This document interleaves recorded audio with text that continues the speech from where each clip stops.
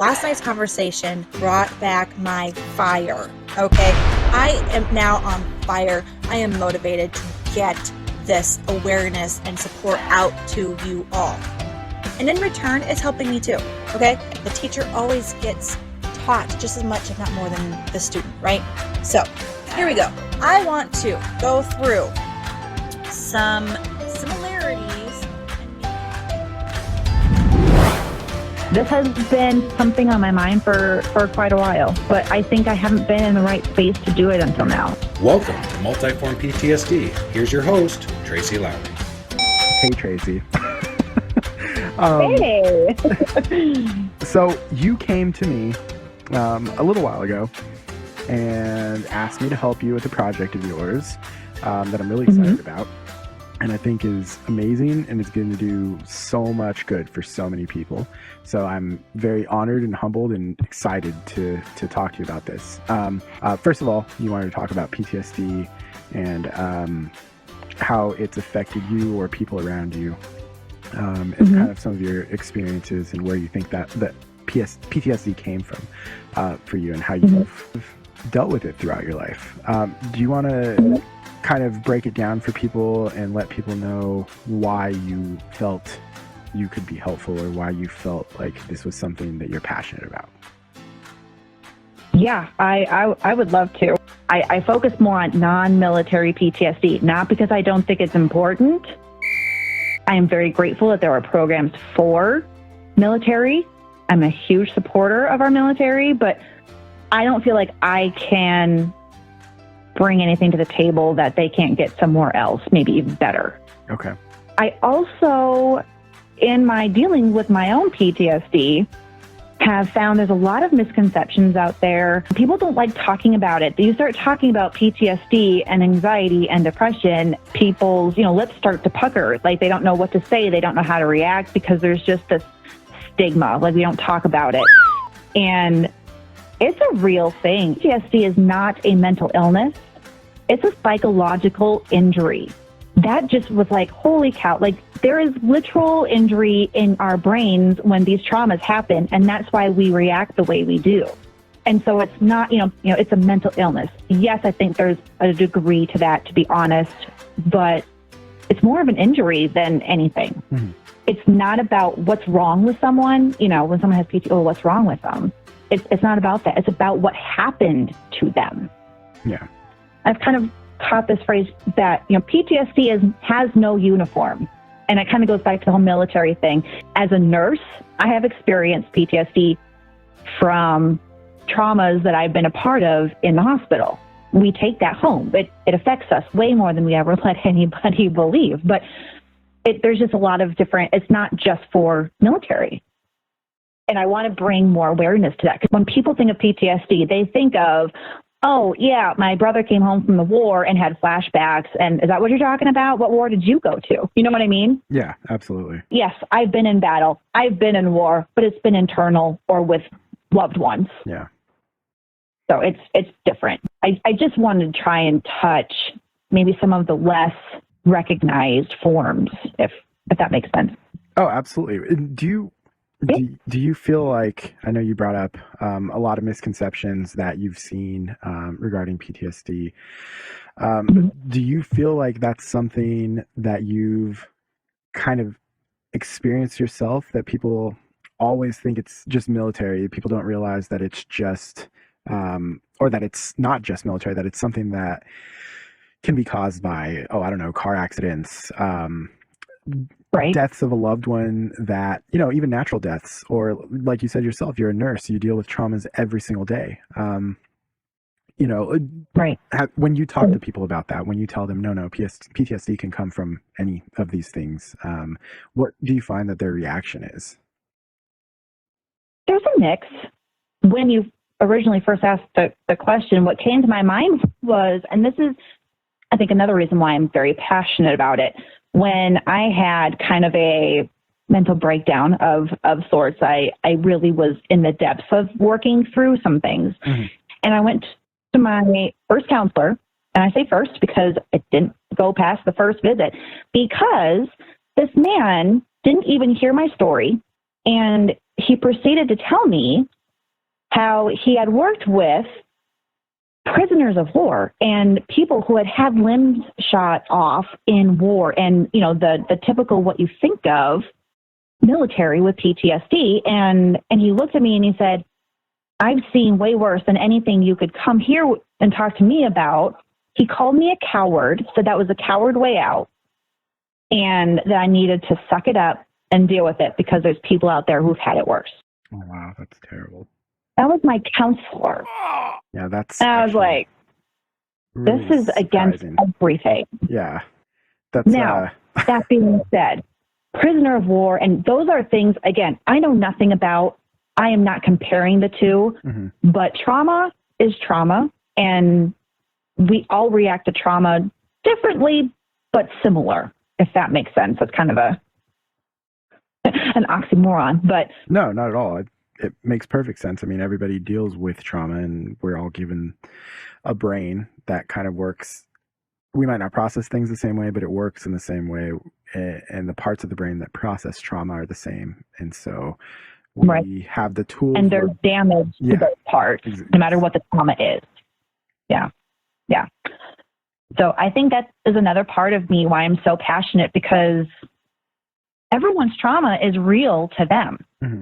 And I don't think it's okay to negate other people's traumas and how they're struggling to process through them, if that answers your question. Absolutely. Yeah. I think you put it really, really beautifully, really eloquently. That's just terrible that somebody made you feel like it wasn't okay to feel. I think that happens far, far too often. You know, you brought up triggers. Do you recognize your triggers, or are they kind of something you're still learning? And when something does trigger you, what does that PTSD look like? How does it manifest itself? Okay, good questions. I'm doing much better at knowing what my triggers are, seeing them coming, and even try to avoid some of them.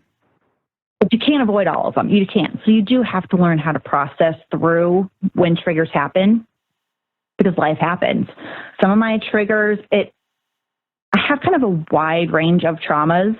So like my triggers are very like different. Okay. It just depends on what it's triggering.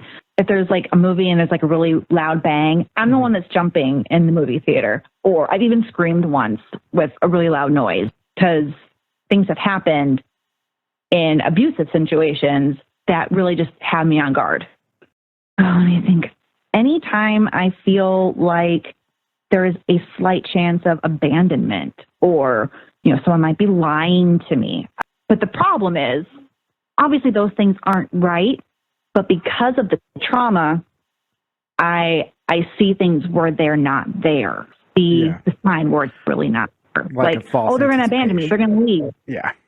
I know what you're saying. Yeah. And there really is zero reason for me to think that, but it just comes with it. I will get dizzy if I start feeling a trigger, and I've been known to pass out even. I mean, it's kind of crazy. I do get the flashbacks. I have to be careful with what movies I watch, the songs I listen to. You know, if they're talking about, you know, love, breakups, death, weddings, suicide, bullies, what song and movie isn't about at least one of those, right? So it's not that I can just never watch a movie or listen to music again, but I have to kind of see how I'm feeling. And if it's starting to put me in the wrong direction, I change it. And I change it to a comedian or something very uplifting or inspirational. I'm very intentional with what I listen to and watch, and what I kind of, my inputs, I guess, you know, even to the amount of exposure I get to certain people. You know, some people bring out the best in you, some bring out the worst in you. People can be a part of the trauma. And so, you know, you want to limit their access to your life if you can, if not completely eliminate them completely. It just kind of depends on who they are and what you can do. But it's not always, you know, like flashbacks you see on TV, but it's just the feeling, like the fear and the trembling. And I will start to shake as if I'm in that unsafe situation when really I just dropped a plate on the floor and it broke. Yeah. But it will trigger feelings like I was back in the car with my very abusive significant other at the time, and he's punching out the windows and his rearview mirror. That's what I hear. I'm back there. And even if I'm not visualizing that scene, I'm feeling those feelings. Yeah, it really does. My goodness. I could give you a list a mile long of things I do to try and work through them or prevent being triggered or working through triggers or arousing those trauma feelings. I could do a whole probably 5-hour thing on that in and of itself because I'm very passionate about it. Yeah. And I think it's important that everyone find what works for them. But in general, I mean, any kind of physical activity. And when you're at the bottom of the bottom, I've been there where it's like, I don't even want to get out of bed. So I'm not going to go to the gym and run on the treadmill for an hour, right? You just have to just step out a little bit and do 5 minutes of stretching. If that's all you can do, it's a win. Or just go outside, take a walk, enjoy nature, whatever you can do just to be a little active, get out of the house, get out of your head, get that body moving. It helps your body process a whole lot better than if you're just laying in bed doing nothing, which I've done. Then after you get past the I don't even want to get out of bed part, then you can start going up to, okay, now I'm going for a mile run, or I'm going to do a workout video today, or I'm going to do some yoga. Like you just got to get active and kind of get out of your own head and just get your body moving. I don't know what it is about it that's so therapeutic, but it is. And wherever you're at in your spectrum, you work with it. I think talk therapy is important. I think it's important to find the right person to talk to. It could be a counselor. It could be a psychiatrist. It can be, your pastor, preacher, or a support group, whatever it is. I think it's important that we give those traumas a voice and let them out so they're not stuck inside. That's kind of deep maybe, but no. I think it's important. Yeah, I think that's not too deep at all. That's what works for you, Right. Keep going. And medication. A lot of people, look down on medication. It makes them weak, or people are weird if they're on medication, or they're, quote unquote, crazy if they're on medication. No, they're darn smart and trying to maintain and trying to. Yeah. That's exactly if that's what you need to do, then that's what you got to do. Now, and I'm all for it. Do not take what you don't need, because the side effects can be awful too. But if you need it, you need it. It's just realizing where you're at and what works for you.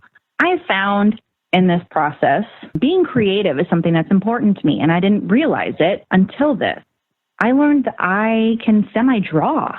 I like to sketch. I journal draw. When I'm struggling with something, I will kind of draw it out and get it out on paper that way. Sometimes I write. I'm in the middle of trying to write this book. And so sometimes I'm writing it out. Sometimes I'm drawing it.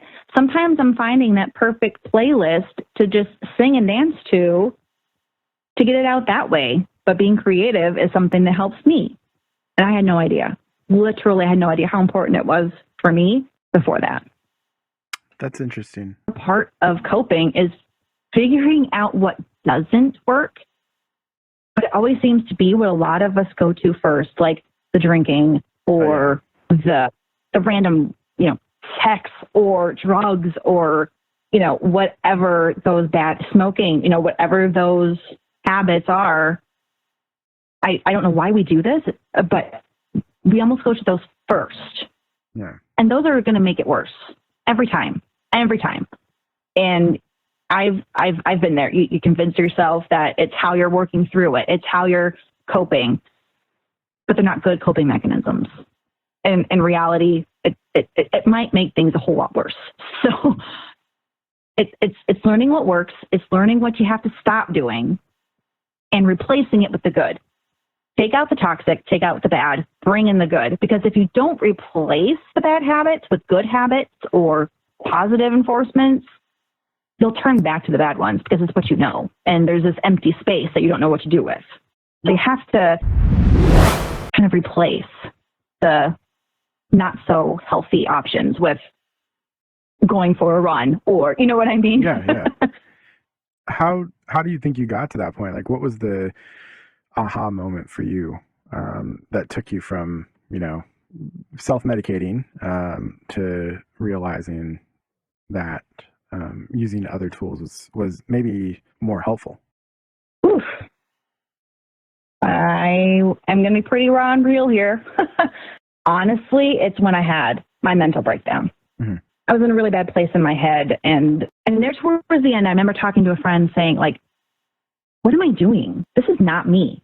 When I started coming out of it, I was like, I have got to find better coping mechanisms or I'm going to be right back in this place again. And when I hit that rock bottom, it was, I am never getting to that point again. I am now a mother. I now have loved ones and a purpose in life. I have people who depend on me. Like, I can't get to that point anymore.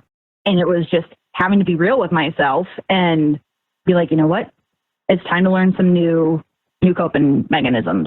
Is why I also want to kind of bring awareness to it, because I don't want that to be everyone's aha moment. I don't want people to get to that point that I did in order to be able to turn things around. Does that make sense? Yeah, it makes a lot of sense. I think it's a really great thing that you're doing to try to help or be preventative or proactive. I think is the right word. You're being proactive about telling your story for the benefit of others. So it absolutely makes sense. And I think it's a wonderful thing that you're doing. And I am personally glad that you're doing it. And I have so many questions. I know you're very open, and I think that's what's most helpful about you is how willing you are to be raw so that other people can benefit. That's an incredible quality that you have. And actually, going through all of this, and we did talk about this a little bit, but how do you view or feel about what you've gone through with PTSD now that you recognize it? What has it taught you as far as how to recognize it for other people, or to deal with it, or to kind of offer your, shoulder to cry on, so to speak? Right. Because one of the things, I've got a list of, 10 things not to say to someone who has PTSD or anxiety, kind of a thing. Like, this is what you don't say. And one of them I would say is, oh, you'll be grateful for this later. You're going to come on the other side of this and you're going to be grateful for that experience. Mm-hmm. It's true.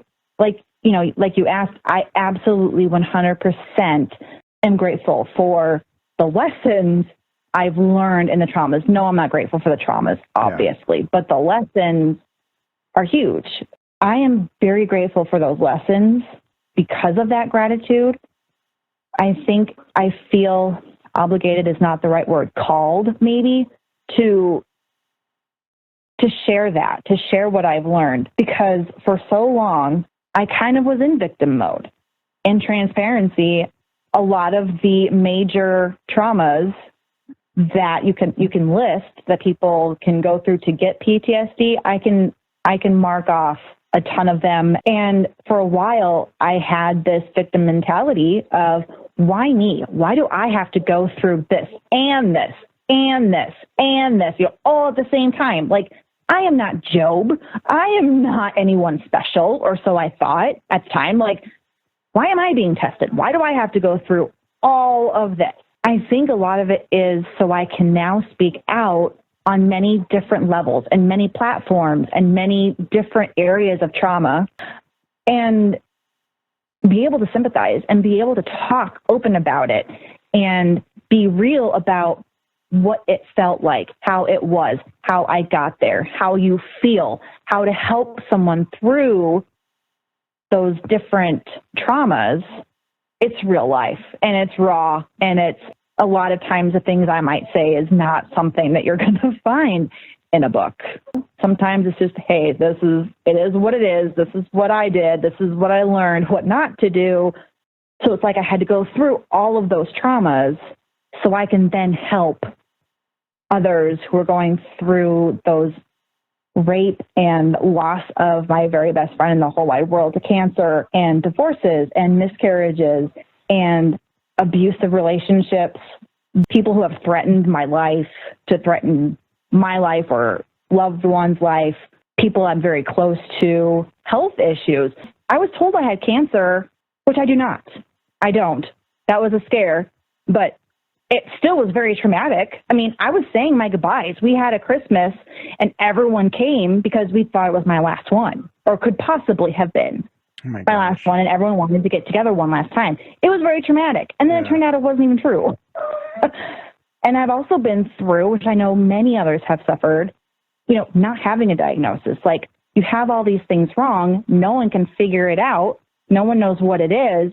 And so then you're almost chalked up to, oh, she's just making it up, or she's exaggerating, or, it's all in her head, and you're almost not taken seriously. That is a very scary thing when the medical field, I hate to say turns on you. I'm in the medical field, so I feel like I can say this, but it's almost like you feel like they turn on you. Yeah. They're who you're going to for help because you're suffering, and they look at you and you're just fine.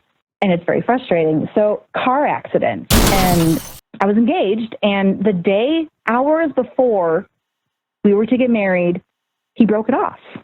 Whew, that one was a toughie. I mean, there's just been a lot. There's been a lot. But now I can talk to someone in a very personal, real, raw. I'm grateful for that now that I'm pretty much, I'm a work in process, let me tell you. But I feel like I've come basically out the other side more knowledgeable, stronger, more confident in being able to help others get through it now. I don't know if we ever really learn everything that we need to learn in any aspect. I think we should always be learning, but yeah. Where do you think that strength comes from?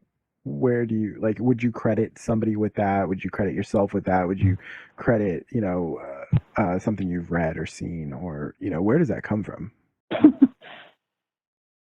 Another excellent question. You are good at this. You are good at what you do. Thanks. But I guess I'm just curious, somebody who's gone through so much, I've gone through my own things, and, I know how I've felt, and I know what worked for me, but we all go through different things. We all experience trauma in different ways. We all experience, especially for people who, myself, I've been suicidal. I've talked about it openly, but, I can never say I've been through as much as you have. And I'm not saying that to take away from anybody else's trauma, or to say that, because a person has gone through so much, they're more worthy of feeling more. Yeah, no. Yes, is that your main focus is to help. It's not there's no, I need to fix my life. There's no, I need this for me. It's, all about, I got through this. I want to help somebody else get through it. And that to me shows an incredible to utilize it, or to try to find that within ourselves so that we can be strong enough to help others as well. I wish I had a one word, one sentence answer to that. Where did I find that strength? Some of it, like you said, is me. I had to pull it out of my own butt, excuse my crudeness, but I had to pull it out of somewhere in myself. And part of what I realized was there isn't a one thing fix all. Mm-hmm. What I learned, I was stronger than I thought. I definitely have to credit Christ, my Heavenly Father, God.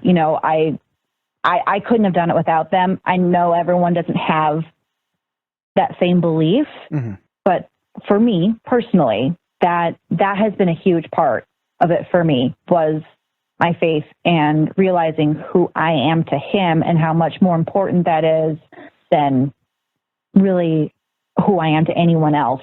It's more in what the little things you do every day that are probably going to make the most difference.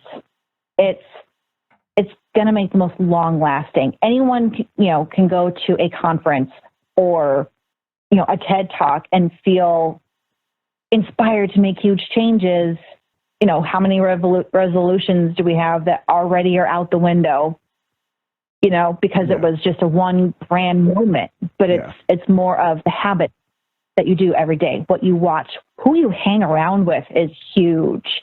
And not to make it sound trite, but it is so true. You are the 5 people you spend the most time with, you are a combination of those 5 people. What's normal can be really distorted. Yeah. And I don't think there is such a thing as normal. I really don't. Everyone's different. We're all supposed to be different. So we just need to know who we are and who we want to be. And we have to surround ourselves with people and videos and books and whatever our inputs are. We have to choose those. How to balance, mind, body, spirit. How to balance all of that. Family, myself, and work. How do I balance that? Balance, I think, is huge. Because if we are balanced, then everything else can be managed. Learning to say yes to more things, but also learning to say no to more things. I think silence is important. I think part of my story of all of these things happening and the victimhood and that I put myself in, I put myself there. Everything that I would go through would be, oh, I'm fine. Oh, I'm fine. Oh, I'm fine. And I would just shove it in. And I would never work through it. I would never process it. I would just shove it down and I'm fine. And I would convince myself and others that I was fine. Some of my quotes would be like, I got big shoulders, I can take it, or I'm tough, I'm strong, I'm built tough. And how I dealt with things was just being very busy, always busy. I was working, or I was always productive. I didn't feel like I could have just downtime. I think quiet time, even if it's just 20 minutes a day, just to decompress, that's when I get my inspiration. That's where I get my next step. My creative juices get going. That's when the real me comes out and my problem solving skills are at its best, is when I'm not jamming out to music, when I'm not busy doing laundry and cleaning, and when I'm just silent. But, we did want to talk a little bit about, future plans. I know you said you're writing a book, so yeah, let's hear it. As far as the book goes, it has been very much it has evolved as I have evolved. This book started when I was, I would say, probably early 20s. My friend that I talked about passing away, her and I, we were inseparable. We were together all the time. Yeah. And so she knew all of my garbage and, everything up to that point. And she was like, Tracy, you need to write a book about your life. And my response is, oh my gosh, that would be so awesome. No one would believe me. Or you wouldn't necessarily know that I'm battling anything, because I have put on that mask for quite a while of I'm great, everything's fine.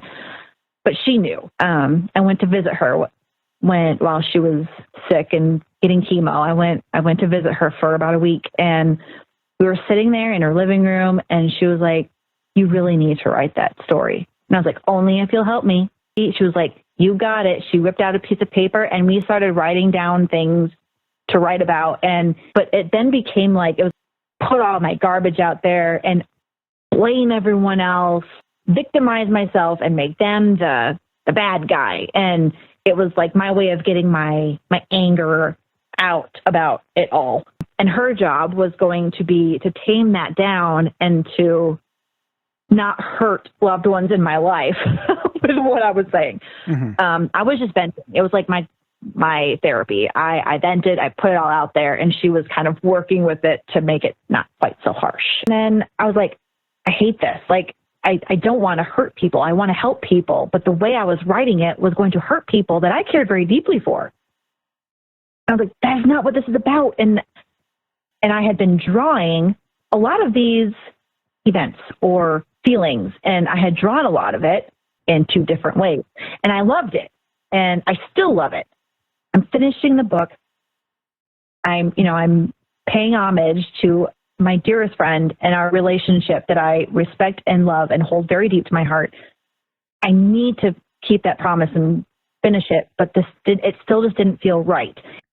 So it's almost more of like a survival guide than what it originally started as, almost like a revenge tour.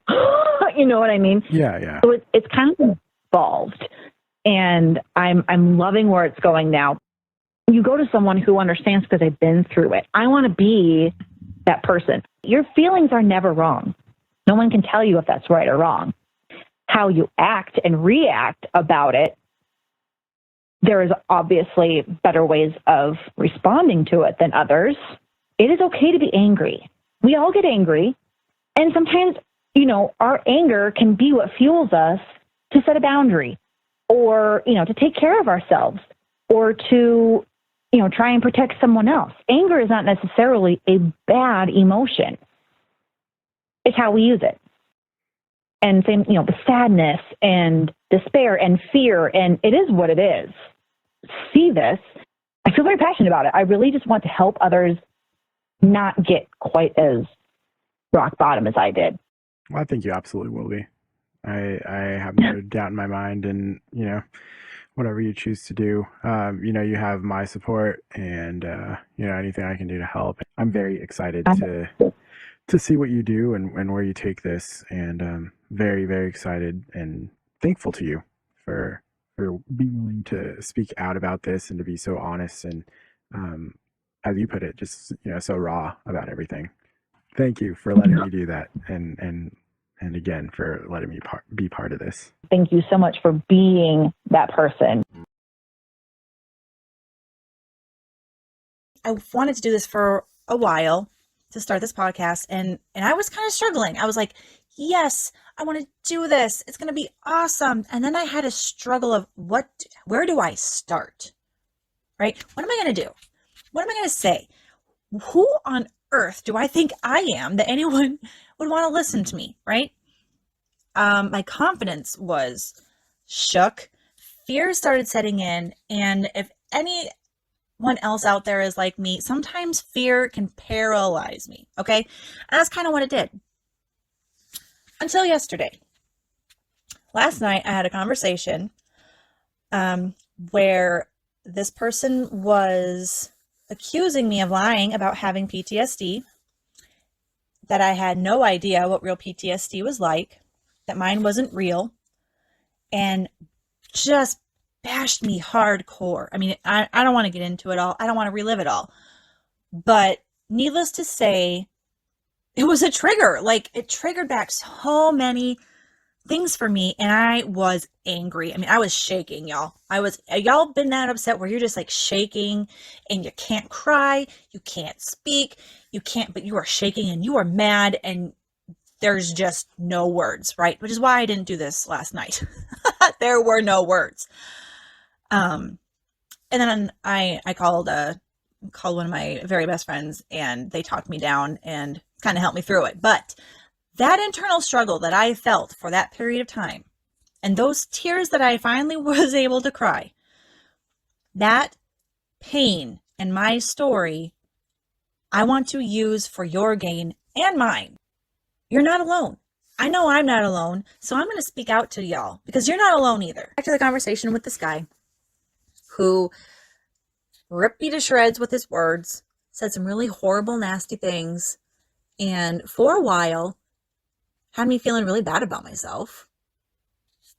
And, kind of putting myself in the victim mode that I was just speaking of, and how he hurt me and how my triggers were now triggered and blah, blah, blah, blah, blah. Yep, those feelings were real. They're understandable. And they're probable with most people in that situation, okay? But I didn't live there. I didn't stay there, okay? I called someone that I knew I could trust, talk to, knows me very well, has been through every major crisis and win in my life, talked it through, and I'm okay. Like I said, I'm now on fire. I am now motivated to get the message out because douchebags like that should not be defining who anybody is, let alone something they don't know anything about. So rather than getting mad that they don't know about it, I'm going to educate. Hey, wait a second. Before you go, I just wanted to say thank you to the guests who come on here and join us and truly make this podcast what it is.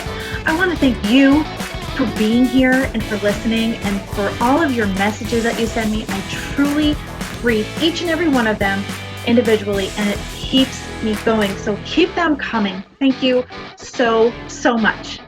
I also wanted to let you know to go ahead and subscribe, like, comment, tell all your friends.